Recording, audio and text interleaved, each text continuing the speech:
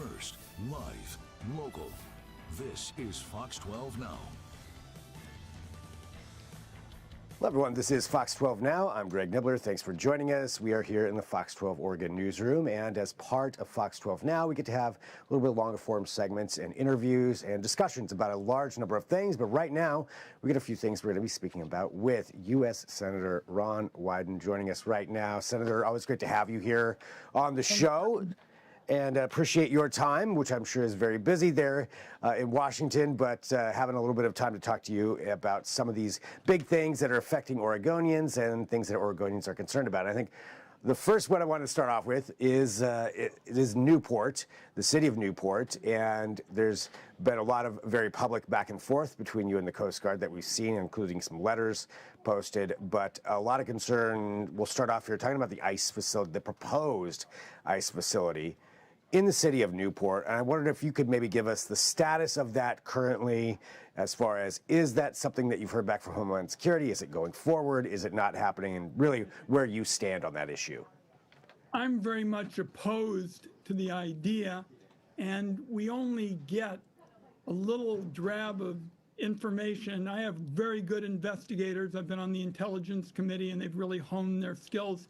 And these companies, for example, make calls around Newport and around the Portland area, and they talk about notional employment.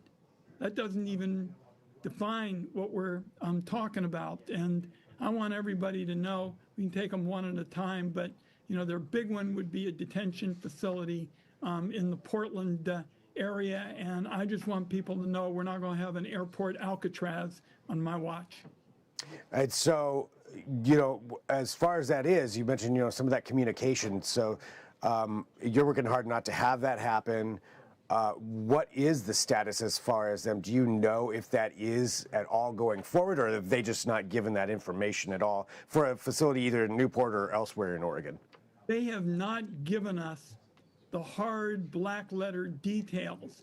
But what I will tell you, Greg, is that this whole matter shows how important citizen involvement is. It was right as we were moving into the Thanksgiving holiday. I heard about it. I scheduled a town hall meeting in Newport. More than 500 very angry community residents came to the meeting and made it clear how opposed they were. And just a few days later, Senator Merkley and I were on the phone with the Coast Guard, and they told us we'd get the helicopter back, and they weren't going to move it. So and citizen involvement makes a big difference, and this is Exhibit A. Well, talking about the Coast Guard helicopter, we actually just spoke to the Coast Guard here earlier today, not about the helicopter in particular, but about a rescue that took place of two fishermen, and a Coast Guard vessel was able to make it to them within 10 minutes and actually save two people as their vessel was sinking.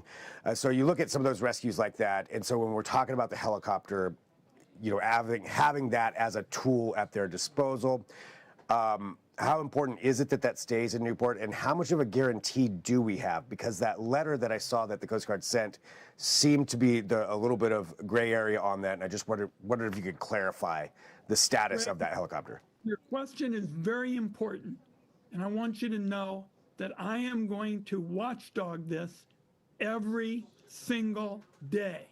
In other words, they have told Senator Merkley and I on the phone, and now with this letter, of their plans. That's good, but I share your view that what we need to do is watchdog this every single step. And I think the fact that folks turned out at the town meeting with such a massive turnout, and then you can't say enough good, Greg, about the fishing wives. They made such a persuasive case at the press conference we had before the town hall meeting. I think we've got a great grassroots juggernaut going to protect fishing and tourism and the industries of Newport, but we are not going to take our eyes off the ball for a minute.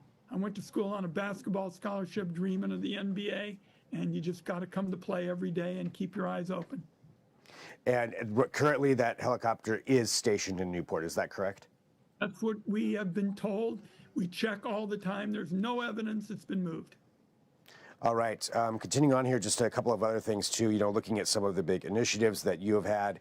I did want to briefly touch on this one regarding holiday travel. We saw a lot of these issues when it came to airlines and canceled flights with the government shutdown that happened back in November. Going forward here, as we head into the holiday season, inevitably delays and things like that can happen. But there's some bill that you have put forward or some legislation that would address some of that. Could you tell us what that is? What I'm trying to do is restore the consumer protections that were available during the Biden years. In other words, there were penalties for needless cancellations and delays. The Trump people came in and unraveled that. And Greg, people have been asking me since I've been home and having town meetings why I think that's the case. I think the airplane lobby has pushed very hard for the relaxation of those Biden criteria. When they have cancellations and delays, they don't want to pay a penalty. They don't want to commit to the kind of transparency that I'm talking about. And I just think Oregon families deserve better, and that's why we're pushing the Flight Delay and Cancellation Compensation Act to restore the provisions that protect them and not have, in effect, needless cancellations and delays, because nobody is holding the airlines accountable. And this, if it went forward, I guess, what are the steps and processes to have that put into place to where that would be some kind of a, restoring that Protection Act? Well, you get it passed. What we're going to try to do is make it retroactive to the holiday, but that's all the sausage making of legislation. But right now, we're sending a very strong message to the airlines, again, in terms of the watchdog function of a legislator. I just don't think it's right to come on in, and they didn't say anything about doing this in the 2024 campaign and rolling back consumer protections. When you look at, where we're at here at the end of this year with legislation that has happened and some of the things going forward, what are some of the biggest challenges that you see or biggest initiatives that you have going into this new year? Well, the big bit of news finishing the year is my Secure Rural Schools Act. I wrote that, and Oregon's share has been more than $3 billion. That's with a B, $3 billion. It's one of the largest financial contributions to our state that I've seen, and the money goes for schools. We've got some big challenges in education and roads and law enforcement and the like. The federal government certainly makes money off things like forestry and animal welfare and agriculture and the like, and it's only right that the schools and the law enforcement and the road people get this help, and this has been a lifeline to Oregon, and certainly in terms of the dollar amount, it's been one of the biggest contributions of the federal government over the years, and it's warranted. And I'll tell you a little story for your viewers. Before he retired, one of the great senators from the West came up to me and said, "Ron, how come Oregon does so well under the Secure Rural Schools Law?" And I said, "Mr. Chairman, this is because this is where God put the trees." Fair enough. Well, looking at going forward here, just to go back to one other thing on the ICE side of things, when it comes to immigration and along those lines, we've seen here just in the Portland area and beyond that, but last week you saw a number of walkouts of students, both high school and middle school, multiple schools getting together. There was one in Hillsborough with this, talking about wanting reform and change on that. We've also seen local governments issue emergency orders in association with activities from ICE and associated organizations. So for that, could you tell me, your stance on that in response to some of these various protests and walkouts that you've seen and the emergency orders that different cities have issued? Well, first of all, I'm the sponsor of the federal legislation to start requiring that people from ICE and these programs have identity on them so that they can be held accountable, they can be held transparent. Here is the question, Greg, and that is whether the rule of law is going to be complied with. And I think in too many instances, The answer has been definitely no. And here's what this is about. During the 2024 presidential campaign, Donald Trump was asked about immigration, and he said people don't have anything to worry about when they're complying with the law. But if they're terrorists, if they're drug dealers, if they're murderers, they're going to be held accountable. What a lot of these students are objecting to, and they're exercising their First Amendment rights, is that they and many of their family members who are getting stopped certainly don't fit the criteria that Donald Trump said he was going to focus on. They're not drug dealers and terrorists and murderers. They're young people trying to work hard and get ahead in a challenging economy where we have global competition. So I've always said violence, never. First Amendment, always. And have you had any kind of a response from ICE regarding some of those activities happening here, at least in this region?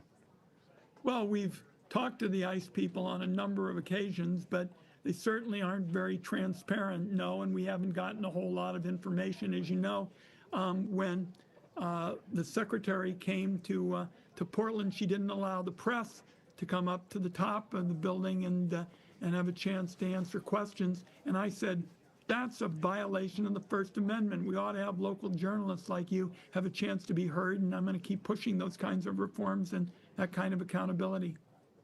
Anything else that you want to share with us? I think it covered a lot of ground. We'll be doing a lot of health next year, too. I think your viewers know that. Yes. All right. Well, Senator, thank you very much for your time, for joining us here today. Always appreciate it. And good to have you here on Fox 12 Now. Thanks a lot. Thanks for your interest. And for everybody watching, we're going to go ahead and take a break. We are going to be speaking to the Clackamas County Fire Department here, coming up here in just a few, about their efforts to help out the state of Washington with some of that flooding. We're going to be joined by them. We've got plenty more here throughout the afternoon, so thanks for joining us. I'm Greg Nibbler. This is Fox 12 Now.